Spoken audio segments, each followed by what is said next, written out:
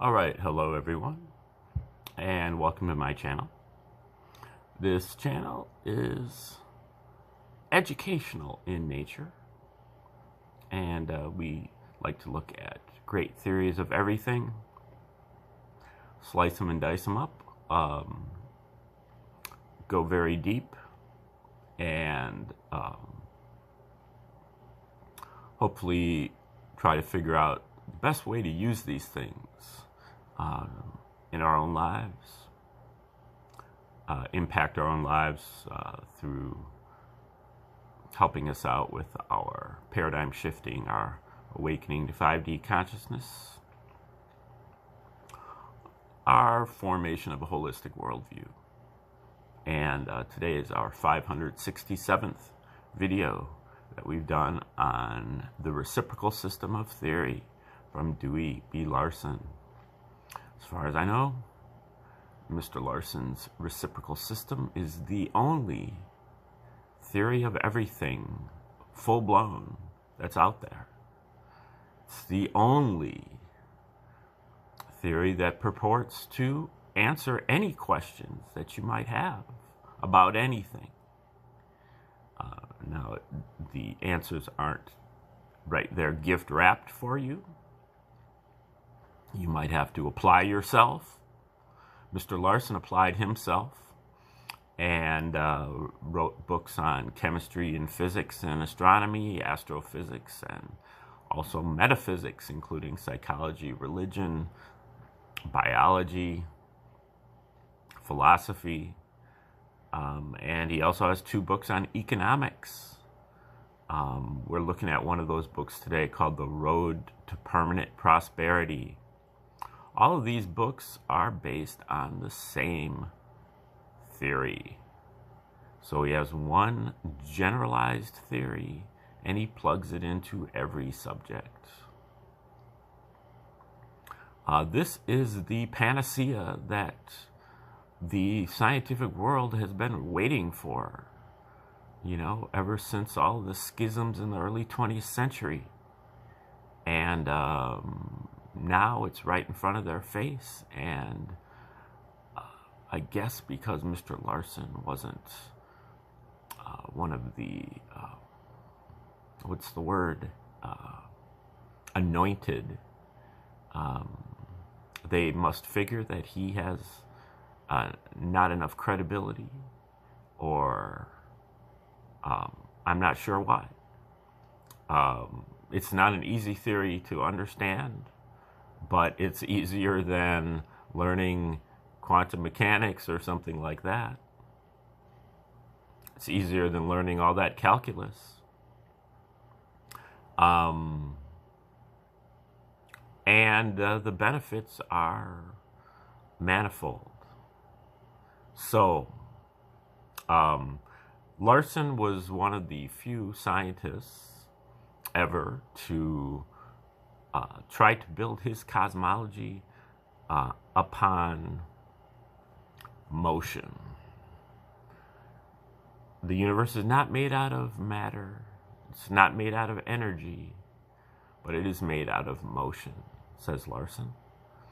Larson's first postulate and primary postulate states that the universe is composed entirely of one component, motion, existing in 3 dimensions, in discrete units, and with 2 reciprocal aspects, space and time.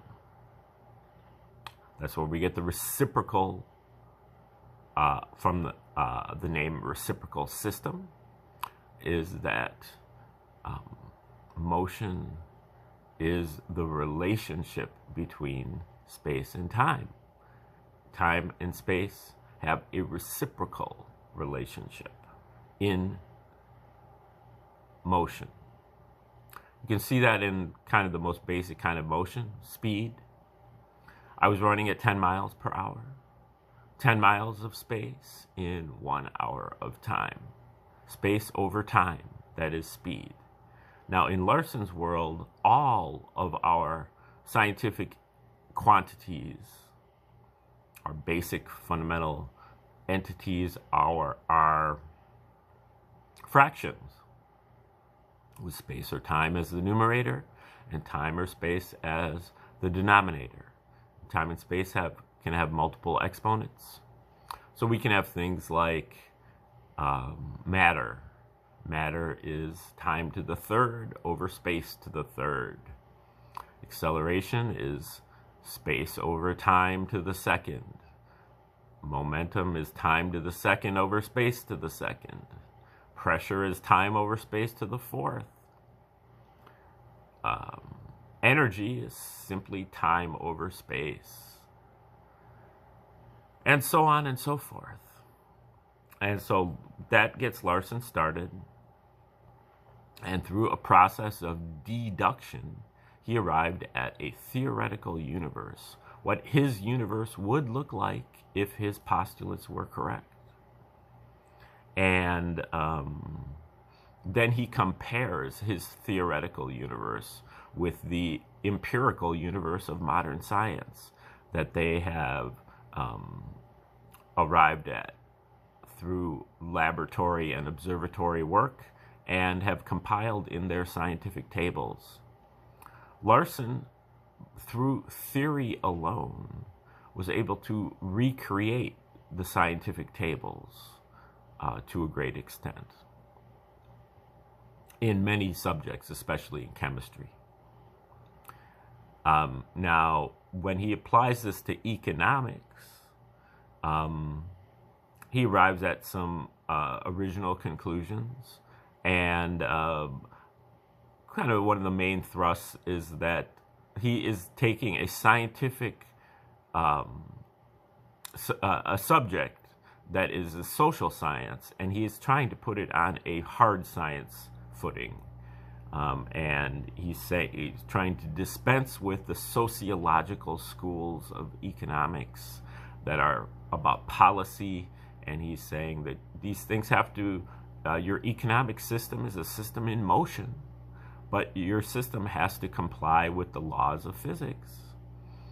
And he tries to go back to the first principles of economics, the reciprocal aspects of the economic motion is production and consumption, and tries to go from there. Now, we are in chapter 19 of this book called Who Reaps the Harvest. In this chapter, Larson really talks about how the Marxist viewpoint that these greedy capitalists are attempting to minimize employers' wages at all costs is really foolhardy, and that these things are really independent of each other, and that capitalists compete not with labor, but they compete with other capitalists, and that the labor is actually reaping all of the harvest of improved productivity, and has always done that, and there can be no other way about it. So let's start up with this chapter 19. We are halfway through, or a little more than halfway through this chapter. If you'd like to get a more thorough accounting of the reciprocal system, you want to watch one or more of my first 474 videos on the subject, where I go into it a little bit deeper, the ramifications and the applications of the reciprocal system. And then also, I started this book about 6 weeks ago. So if you want to go to the start of this book, go back about 6 weeks in the archives and start with chapter 1. But for now, we're going to start up with chapter 19, about halfway through, a little more than halfway through. There's actually nothing unusual or abnormal about the way in which the price of capital remains constant, while the price of labor continually rises with every gain in productivity. It would, in reality, be highly abnormal if the situation were any different, as this seemingly inequitable division of the increment conforms exactly with the principles by which all prices are determined, the principles discussed in the earlier pages of this work. Price is governed by two limits. It cannot exceed value, else there would be no motive for a transaction. As a long-term proposition, it cannot be less than the cost of production, or there would be no motive for undertaking production. Where the item is freely reproducible, the competition is on the selling side, and it drives the price down to the lower limit, the cost of production. Where the item is not freely reproducible, the competition is on the buying side, and it drives the price up to the upper limit, the value. Capital is freely reproducible. Consequently, the determinant of the price of capital is the cost of production, that is, the cost of saving.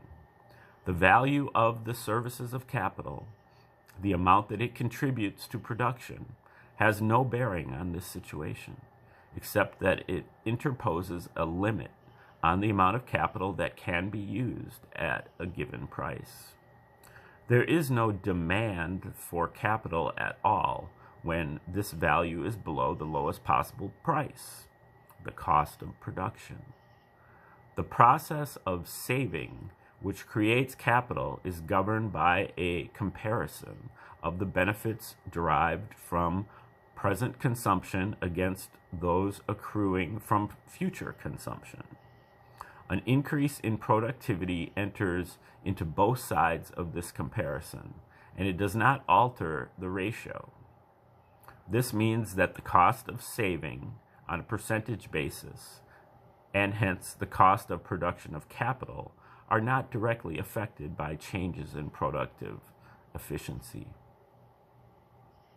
It is possible that long-continued increases in productivity may ultimately have an indirect effect, as saving should theoretically become more attractive when present wants are more adequately met. But this factor will operate toward reducing the wage of capital, not toward increasing it. Labor, on the other hand, is not freely reproducible. It may seem odd to talk about a limited supply of labor when unemployment is a major problem, but the significant economic figures are the amount of capital and the amount of labor per capita. And on this basis, the amount of labor available is strictly limited. The price of labor, like that of any other non-producible item, is therefore determined by the upper limit, its value, and it is equal to the total value of production, less the fixed items of capital costs and taxes. This explains why neither legislation nor forcible action can increase the real income level of workers in general.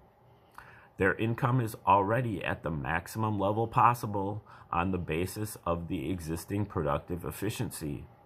If any gain is made by one group, it can only be at the expense of other workers.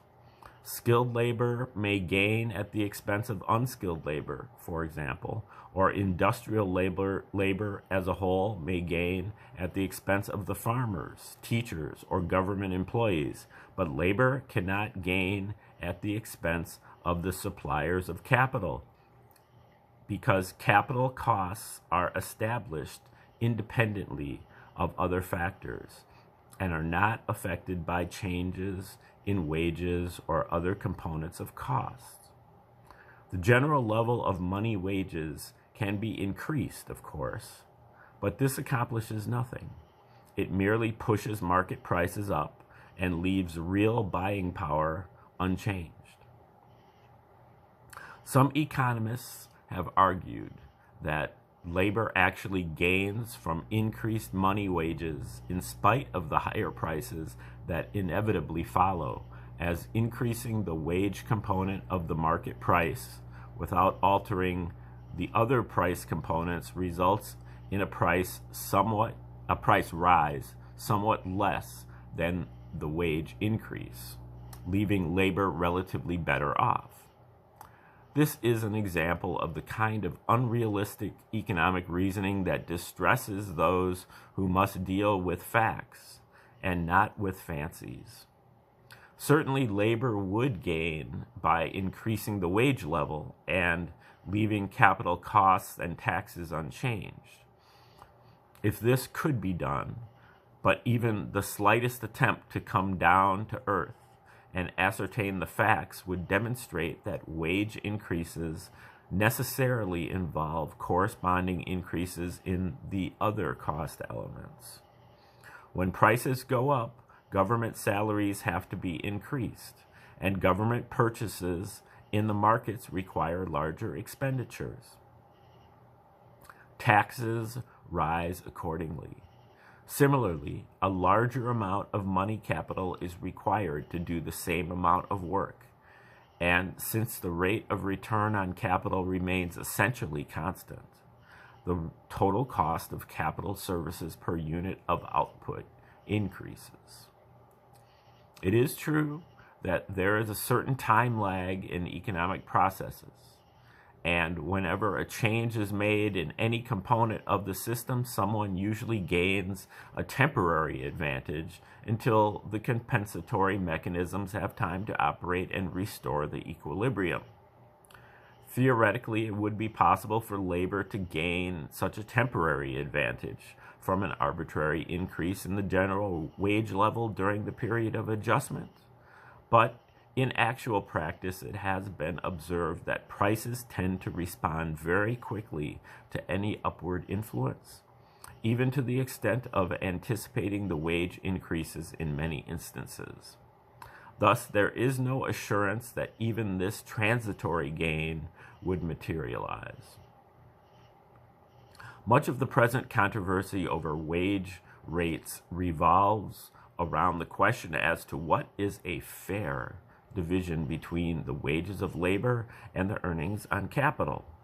And we find books with titles such as The Just Wage and Equitable, which are devoted to exploring the issue as to what the wage should be. Some years ago, George Meany stated the labor union position in these words, quote, "The unions want a fair share for the workers who make their contributions to the economic system, and unions are going to continue to seek a fair share through every legal method, including strikes when necessary." End quote.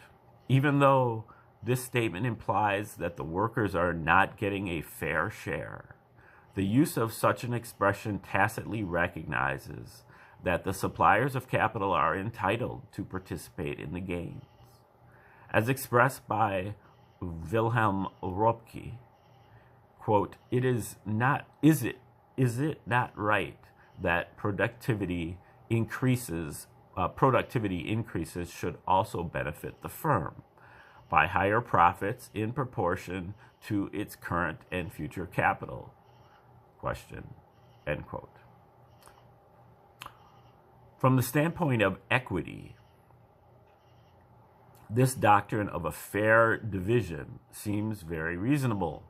But here again, we are confronted with the fact that economics is governed by cold, hard realities, not by sentiment.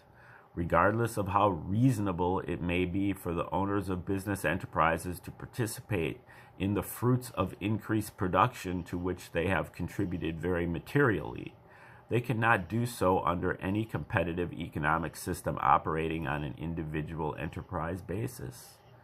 These systems do not give workers in general a fair share of the benefits of increased productivity. They give these workers all of the benefits. The wage of capital, on the other hand, is fixed in total by considerations which are independent of productivity. The profits of an individual business enterprise at any particular stage of the business cycle are determined by relative productive efficiency, not by any absolute standard. The enterprise that outstrips its competitors earns good profits even if the general level of productivity in that industry is miserably low. The one that lags behind in a close race earns little or nothing, even though it may be very efficient when judged by normal standards. Whether this is equitable or inequitable is beside the point. This is the way a competitive system operates. Because business profits are governed by competition, any change in costs that applies equally to all competitors has no effect on profits. Higher wages or higher taxes simply result in higher prices. And if all competitors are subject to the same conditions, each is able to recapture his additional costs out of the higher price structure. If the additional costs fall more heavily on one firm, the competitive position of this firm is weakened, and some of its profits are transferred to others. It may even be forced out of business entirely. To sum up the situation, we find that the relative position of the worker and the owner of capital with respect to the economic system as a whole is just the reverse of their positions in the individual enterprise. In the business organization, the owner pays all of the wages and other costs of production and retains the residue as his compensation for the use of the equity capital. But while individual profits are variable, average profits are fixed by economic forces beyond the control of either the workers or the employers. Consequently, it is the worker who occupies the status of owner of the economy as a whole and who receives the residue over and above the fixed expenses. In effect, the workers pay the capital costs and the taxes and retain all of the residue as compensation for their work. This finding that the wage earner receives the entire residue does not mean that the economist's marginal utility approach to the wage question must be abandoned. The marginal concept has a bearing on the wage situation, but it does not play the role that economic theory has assigned to it. Its real function is very similar to that of supply and demand in the determination of the market price. As pointed out in Chapter 10, what supply and demand actually do is to determine the relative prices of different goods in monetary terms. The average level of real prices then depends on the value of money, which is determined by factors that are prior to and independent of the market transactions. Similarly, a determination of marginal wages gives us only relative values. The total amount of real wages is the value of the products less the fixed costs, as indicated in the preceding pages. That total is divided in proportion to the relative wage levels as determined by marginal considerations. Both the marginal theory of wage determination and the earlier subsistence theory, which contends that wages are eventually driven down to a bare subsistence level by by competition from the unemployed, lead to the conclusion that there is a surplus value, a difference between the true value of the workers' productive efforts and the wages paid. The contention of the theorists is that the system diverts this surplus from the workers to whom it rightfully belongs to the owners of capital. This is the basis for Karl Marx's claim that the workers are exploited under what is mistakenly called the capitalistic economic system. Economic experience has never supported this assertion. Socialistic economies do not pay higher wages. On the contrary, their inability to reach the level of real earnings that prevails in the nations relying on private enterprise is one of their most serious and embarrassing shortcomings. Now, our analysis shows that the concept of a surplus value has no theoretical justification either. The acceptance that socialistic economies have experienced in some countries, Sweden, for example, has not been due to efficient performance of the economies, but to the general public approval of what has come to be known as the welfare state. However, this is the result of a misunderstanding. As will be brought out in the concluding chapters of this work, the measures that are included in the welfare category are not peculiar to any economic system. They are features of the arrangements that are made for division of the proceeds of the economy, and they can be applied to the proceeds of any economic system, including those that are customarily called capitalistic. The wage principles developed in the preceding pages, like many of those stated earlier, may seem incredible to those who have been thinking along much different lines, but they can easily be verified statistically. We may express them as follows. And here we have Principle 16. The cost of the services of capital is fixed by competitive conditions independently of productivity. And Principle 17. Average real wages are determined by productivity and are equal to total production per worker less the items of cost that are determined independently of productivity, taxes, and capital costs.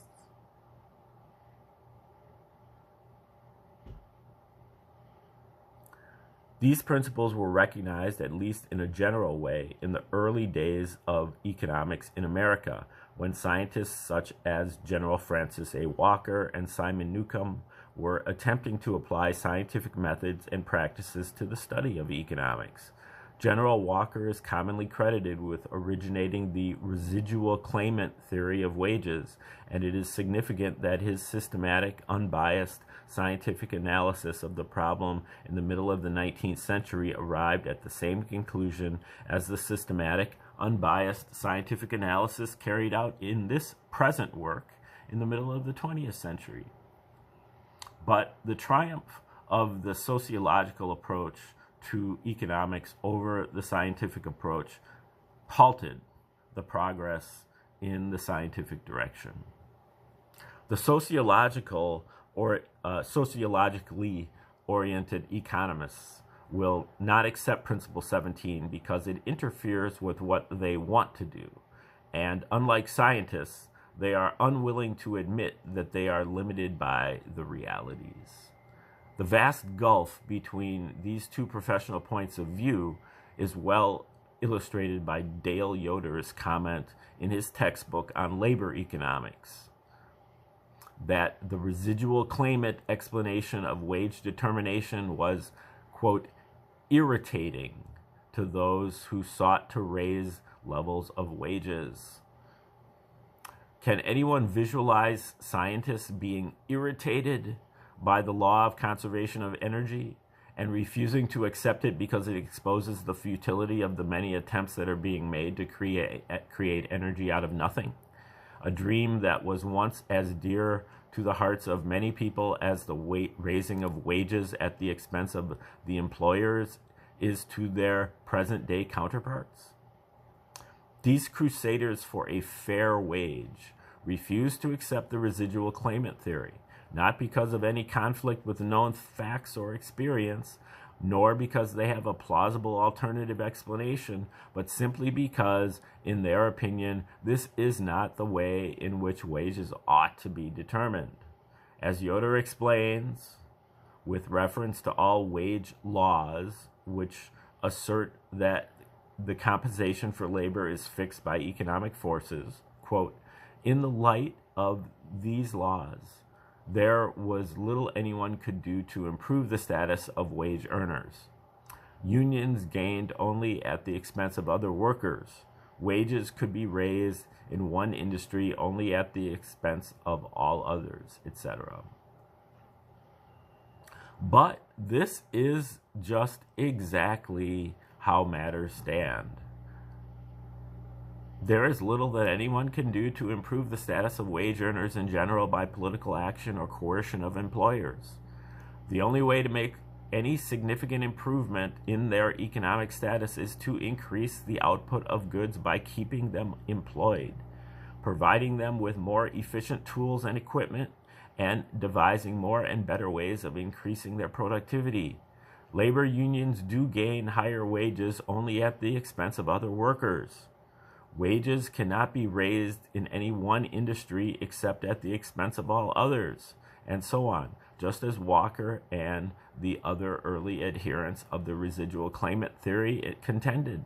The economists' refusal to recognize the facts because they do not like them does not change the situation in the least. All that it accomplishes is to confuse the issues and thus prevent the progress that could be made if economic decisions were made on the basis of sound and valid principles rather than on the strength of emotional arguments. It is quite ironic that the economic profession, which has been so ready to embrace the many fallacies that are included among the economic ideas of John Maynard Keynes, even such absurdities as his contention that we can enrich ourselves by doing useless work, has turned a deaf ear to his sound appraisal of the wage situation, an appraisal that is fully in accord with the findings of this work. Keynes's words quoted earlier are worth repeating.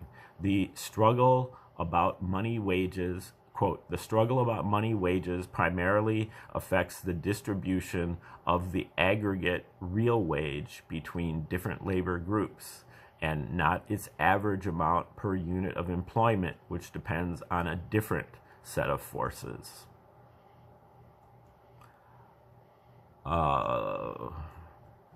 The rejection of the findings of Walker and his scientific contemporaries, well, it looks... let me try to get through this paragraph. That's the end of the chapter. The rejection of the findings of Walker and his scientific contemporaries by the sociologically oriented economists who have dominated the economic profession in later years has cost the nation dearly, but we can prevent further losses of this kind by adopting a policy of basing economic actions on solid facts and solid theory rather than on emotional grounds. When the economists, the government authorities, and the nation as a whole finally arrive at a realization that they must take economic laws and principles